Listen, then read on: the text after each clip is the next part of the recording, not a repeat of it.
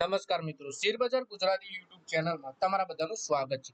મિત્રો, આજે આપણે વેદાંતાના શેર વિશે વાત કરવાના છે, જેમાં 18 જૂને તમને સારી એવી મોટી ખુશખબરી મળી શકે છે, કેમ કે 18 જૂને કંપની રોકાણકારોને ડિવિડન્ડ આપી શકે છે।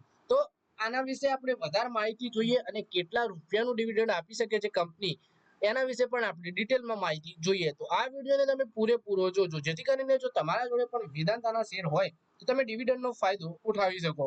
વેદાંતાએ ફરી એકવાર ડિવિડન્ડ આપવા જઈ રહી છે। 13 જૂન 2025ના રોજ કંપનીના શેર અડધો ટકા ઘટી 458 રૂપિયાના ભાવ પર બંધ થયા હતા। વર્ષ 2025માં હજુ સુધી શેરે પોઝિટિવ રિટર્ન આપ્યું છે।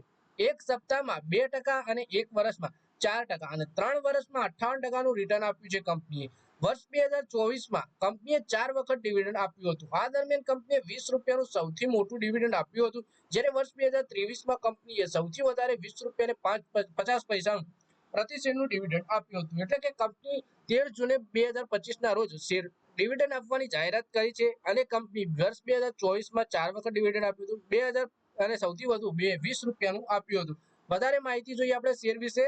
વર્તમાન સમયમાં વેદાંતાનું ડિવિડન્ડ યીલ્ડ 10.29% છે। જો સરળ શબ્દોમાં કહીએ તો કંપનીના કુલ નફામાં રોકાણકારોને આપવામાં આવેલો હિસ્સો ડિવિડન્ડ કહેવાય છે।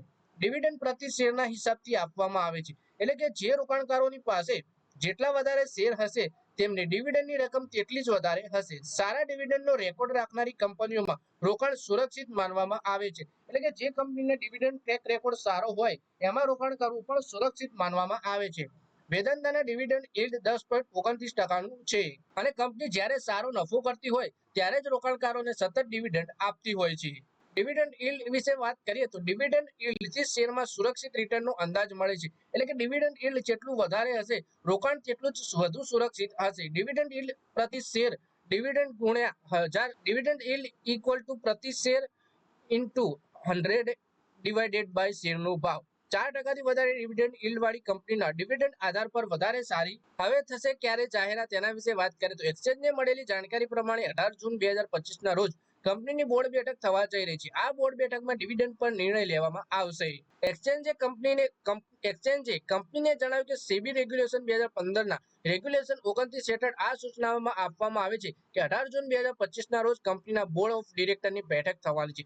આ બેઠકમાં નાણાકીય વર્ષ 2025-26 માટે ઇન્ટરિમ ડિવિડન્ડની જાહેરાત પર વિચાર કરવામાં આવશે અને તેના ઉપર અંતિમ નિર્ણય લેવામાં આવશે। જો ડિવિડન્ડ જાહેર કરવામાં આવશે તો 24 જૂન 2025 રેકોર્ડ ડેટ તરીકે નક્કી કરવામાં આવશે, એટલે કે એક જ અઠવાડિયામાં આની રેકોર્ડ ડેટ પણ નક્કી કરવામાં આવશે જો ડિવિડન્ડ જાહેર કરવામાં આવે છે 18 જૂનની બોર્ડ બેઠકમાં।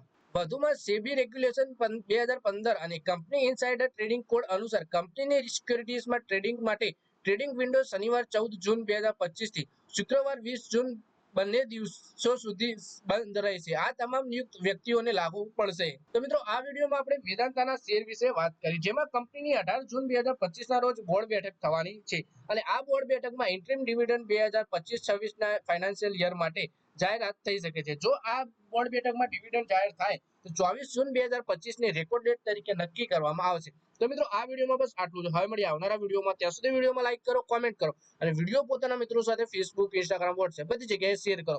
શેર બજારની આવી જ માહિતી ગુજરાતીમાં જોવા માટે તમે ચેનલને સબસ્ક્રાઇબ કરી ઘંટડી પર દબાવી દેજો।